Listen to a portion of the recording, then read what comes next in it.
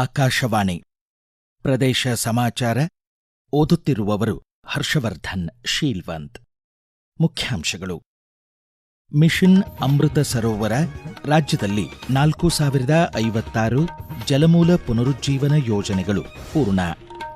ಎಲ್ಲ ವಲಯಗಳಿಗೆ ಅಡೆತಡೆಯಿಲ್ಲದೆ ಎಲ್ಪಿಜಿ ಸರಬರಾಜು, ನಾಗರಿಕ ಸರಬರಾಜು ಇಲಾಖೆ ಸ್ಪಷ್ಟನೆ.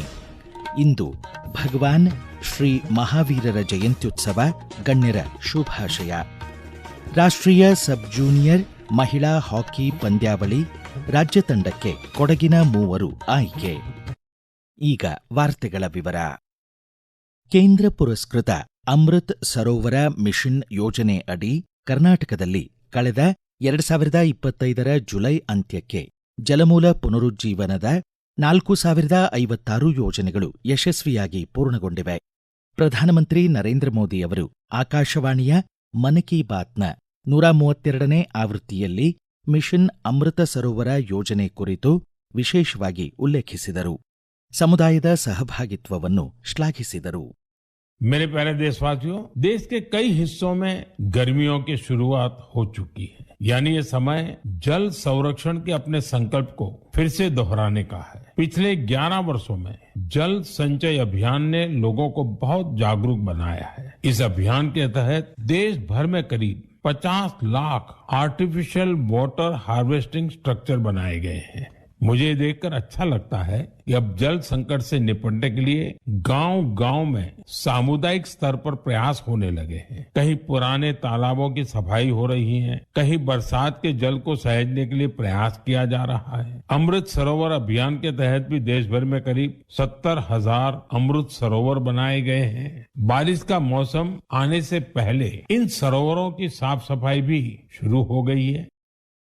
ಮಿಷನ್ ಅಮೃತ ಸರೋವರ ಯೋಜನೆ ಅಡಿ ಕರ್ನಾಟಕ ರಾಜ್ಯ ಜಲಮೂಲಗಳನ್ನು ಸುದೃಢಗೊಳಿಸುವಲ್ಲಿ ಇಡೀ ದೇಶಕ್ಕೆ 3ನೇ ಸ್ಥಾನದಲ್ಲಿದೆ. ಈ ಕುರಿತು ಒಂದು ವರದಿ.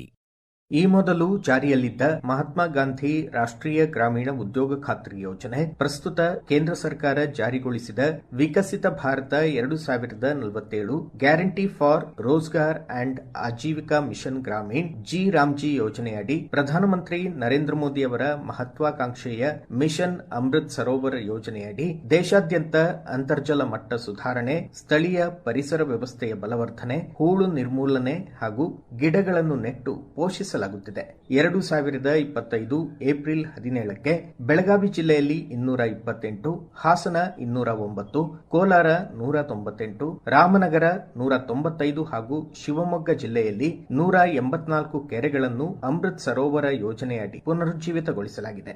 ಕಲ್ಯಾಣಿ, ಪುಷ್ಕರಣಿ, ಹೊಂಡ, ಕೆರೆಗಳಂತಹ ಹಳೆಯ ಜಲಮೂಲಗಳ ದುರಸ್ತಿ, ಸ್ವಚ್ಛತೆ, ಪಾತಳಿ ಹಿಗ್ಗಿಸುವಿಕೆ, ಹೂಳು ತೆಗೆದು ಜಲಪಾತ್ರಗಳ ಕ್ಷಮತೆ ಹೆಚ್ಚಿಸುವುದು ಈ ಮಿಷನ್ ಉದ್ದೇಶವಾಗಿದೆ. ಹೀಗೆ ಪುನರುಜ್ಜೀವಿತಗೊಂಡ ಸರೋವರಗಳ ಮೂಲಕ ನೀರಾವರಿ ಕೃಷಿಗೆ ಉತ್ತೇಜನ, ಜನ ಜಾನುವಾರುಗಳಿಗೆ ಕುಡಿಯುವ ನೀರು, ಅಂತರ್ಜಲ ಮಟ್ಟ ಸುಧಾರಿಸುವ ಗುರಿಯನ್ನು ಹೊಂದಲಾಗಿದೆ. ಕೇಂದ್ರದ ಮಿಷನ್ ಅಮೃತ ಸರೋವರ ಯೋಜನೆ ಅಡಿ 2023-24ನೇ ಸಾಲಿನಲ್ಲಿ ಮೈಸೂರು ಜಿಲ್ಲೆ, ಮೈಸೂರು ತಾಲೂಕು ನಾಗವಾಲ ಗ್ರಾಮ ಪಂಚಾಯಿತಿ ವ್ಯಾಪ್ತಿಯ ಸಖದೇವಮ್ಮ ಕೆರೆಯನ್ನು ಸುಂದರವಾಗಿ ಅಭಿವೃದ್ಧಿಪಡಿಸಲಾಗಿದೆ. ನಾಗವಾಲ ಗ್ರಾಮ ಪಂಚಾಯಿತಿಯ ಅಧ್ಯಕ್ಷ ಸಿ ನರೇಂದ್ರ ಹಾಗೂ ಪಿಡಿಒ ಶೋಭಾ ದಿನೇಶ್ ಅವರ ನೇತೃತ್ವದಲ್ಲಿ ಸಮುದಾಯದ ಸಹಭಾಗಿತ್ವ ಹಾಗೂ ಶ್ರಮದಾನದೊಂದಿಗೆ ಗ್ರಾಮದ ಕೆರೆ ಪುನರುಜ್ಜೀವಿತಗೊಂಡಿದೆ. ಈ ಕುರಿತು ಪ್ರದೇಶ ಸಮಾಚಾರಕ್ಕಾಗಿ ಮಾಹಿತಿ ನೀಡಿದ್ದಾರೆ ಪ್ರಸ್ತುತ ಮಂಡ್ಯ ಜಿಲ್ಲೆ ಕೆ ಶೆಟ್ಟಿಹಳ್ಳಿ ಗ್ರಾಮ ಪಂಚಾಯಿತಿಯ ಅಭಿವೃದ್ಧಿ ಅಧಿಕಾರಿಯಾಗಿರುವ ಶೋಭಾ ದಿನೇಶ್. ನಾಗವಾಲ ಗ್ರಾಮ ಪಂಚಾಯಿತಿ ವ್ಯಾಪ್ತಿಯಲ್ಲಿ ಅಮೃತ ಸರೋವರ ಯೋಜನೆಯಡಿ ನಾವು ಕೆರೆಯನ್ನ ಅಭಿವೃದ್ಧಿಪಡಿಸಿದ್ದೇವೆ. ಈ ಕೆರೆಗೆ ಅಂದಾಜು ಮೊತ್ತ 8 ಲಕ್ಷ ಮತ್ತು ವೆಚ್ಚವಾದಂತಹ ಮೊತ್ತ 5,50,000. ನಾಗವಾಲ ಗ್ರಾಮ ಪಂಚಾಯಿತಿ ವ್ಯಾಪ್ತಿಯಲ್ಲಿ ದಿನೇ ಅಂತರ್ಜಲ ಮಟ್ಟ ಕುಸಿತಾ ಇತ್ತು. ನಾವು ಸಾರ್ವಜನಿಕರಿಗೆ ಕುಡಿಯುವ ನೀರನ್ನು ಸರಬರಾಜು ಮಾಡಲು ತುಸು ತ್ರಾಸದಾಯಕವಾಗಿತ್ತು. ಜನವರಿ ತಿಂಗಳು ಬಂತೆಂದರೆ ಸಾಕು, ನಮಗೆ ಎಲ್ಲಾ ಬೋರ್ವೆಲ್ಗಳಲ್ಲಿ ನೀರಿನ ಮಟ್ಟ ತೀವ್ರವಾಗಿ ಕುಸಿತಾ ಇತ್ತು.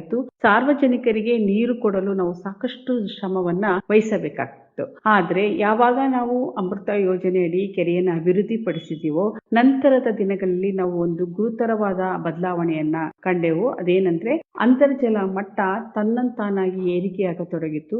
ಎಲ್ಲಾ ಬೋರ್ವೆಲ್ಗಳಲ್ಲೂ ಕೂಡ ನೀರು ರೀಚಾರ್ಜ್ ಆಗತೊಡಗಿತ್ತು. ನಾವು ಇದರಿಂದಾಗಿ ಸಾರ್ವಜನಿಕರಿಗೆ ನಾವು ಕುಡಿಯುವ ನೀರನ್ನು ಪೂರೈಸಲು ಸುಗಮವಾಯಿತು. ಮತ್ತು ಈ ರೀತಿ ಕೆರೆಯನ್ನ ಅಭಿವೃದ್ಧಿಪಡಿಸಲು ಸಾರ್ವಜನಿಕರು ಕೂಡ ಕೈ ಜೋಡಿಸಿದ್ರು.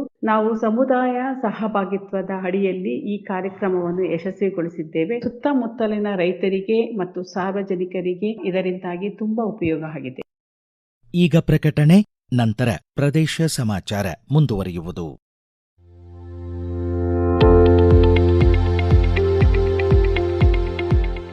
ನಮ್ಮ ಎಲ್ಲ ರಾಷ್ಟ್ರೀಯ ವಾರ್ತೆಗಳು ಹಾಗೂ ಪ್ರದೇಶ ಸಮಾಚಾರ ಈಗ ಆಕಾಶವಾಣಿ ನ್ಯೂಸ್ ಕನ್ನಡ ಯೂಟ್ಯೂಬ್ ಚಾನೆಲ್ನಲ್ಲಿ ಲಭ್ಯ.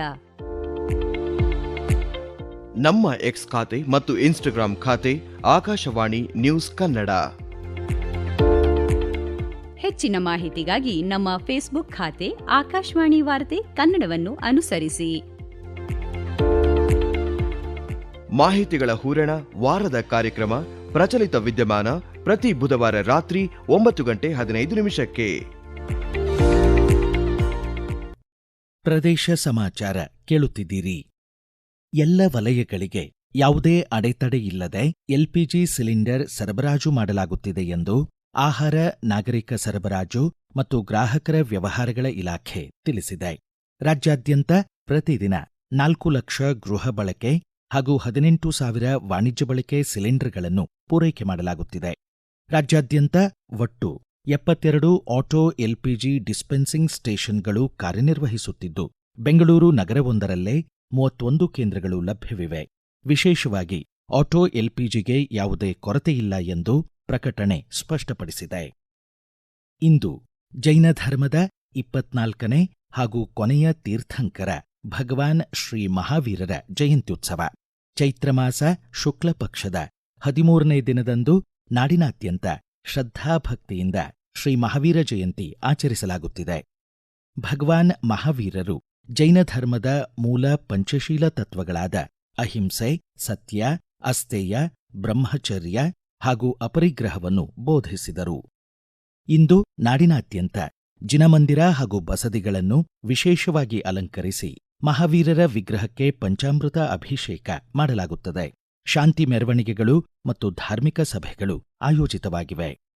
ರಾಷ್ಟ್ರಪತಿ ದ್ರೌಪದಿ ಮುರ್ಮು, ಉಪರಾಷ್ಟ್ರಪತಿ ಸಿಪಿ ರಾಧಾಕೃಷ್ಣನ್, ಪ್ರಧಾನಮಂತ್ರಿ ನರೇಂದ್ರ ಮೋದಿ, ರಾಜ್ಯಪಾಲ ಥಾವರ್ಚಂದ್ ಗೆಹ್ಲೋಟ್ ಹಾಗೂ ಮುಖ್ಯಮಂತ್ರಿ ಸಿದ್ದರಾಮಯ್ಯ ಸೇರಿದಂತೆ ಅನೇಕ ಗಣ್ಯರು ನಾಡಿನ ಜನತೆಗೆ ಶ್ರೀ ಮಹಾವೀರ ಜಯಂತಿಯ ಶುಭಾಶಯ ಕೋರಿದ್ದಾರೆ.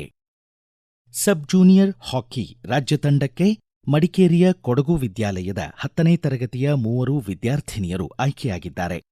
ಮಡಿಕೇರಿಯ ವರ್ಣಾ ಬೋಜಮ್ಮ, ನಾಪೋಕ್ಲುವಿನ ತೇಜಲ್ ಬೋಪಣ್ಣ ಮತ್ತು ಚಟ್ಟಳ್ಳಿಯ ಲಕ್ಷ್ಯ ಪೊನ್ನಕ್ಕ ಬೆಂಗಳೂರಿನ ಶಾಂತಿನಗರದ ಹಾಕಿ ಕ್ರೀಡಾಂಗಣದಲ್ಲಿ ನಡೆದ ಶಿಬಿರದಲ್ಲಿ ಆಯ್ಕೆಯಾಗಿದ್ದಾರೆ.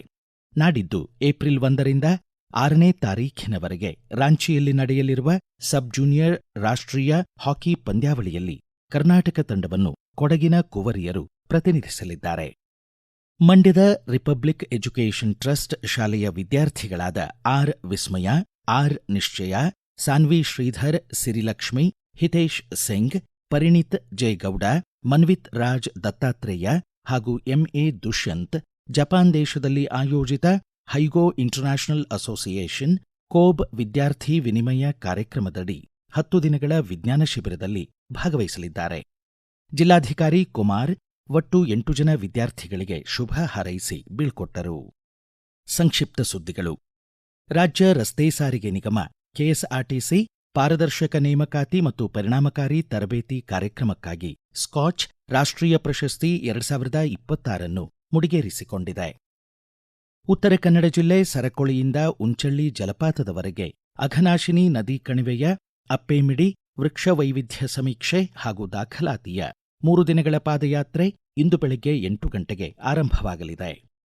ಧಾರವಾಡದ ಕರ್ನಾಟಕ ವಿದ್ಯಾವರ್ಧಕ ಸಂಘದಲ್ಲಿ ಇಂದು ಸಂಜೆ 6 ಗಂಟೆಗೆ ಸಂವಿಧಾನದ ಆಶೋತ್ತರಗಳು ಕುರಿತು ರಾಜ್ಯ ಕಾನೂನು ಮತ್ತು ಸಂಸದೀಯ ಸುಧಾರಣಾ ಸಂಸ್ಥೆಯ ನಿರ್ದೇಶಕ ಸಿಎಸ್ ಪಾಟೀಲ್ ಉಪನ್ಯಾಸ ನೀಡಲಿದ್ದಾರೆ.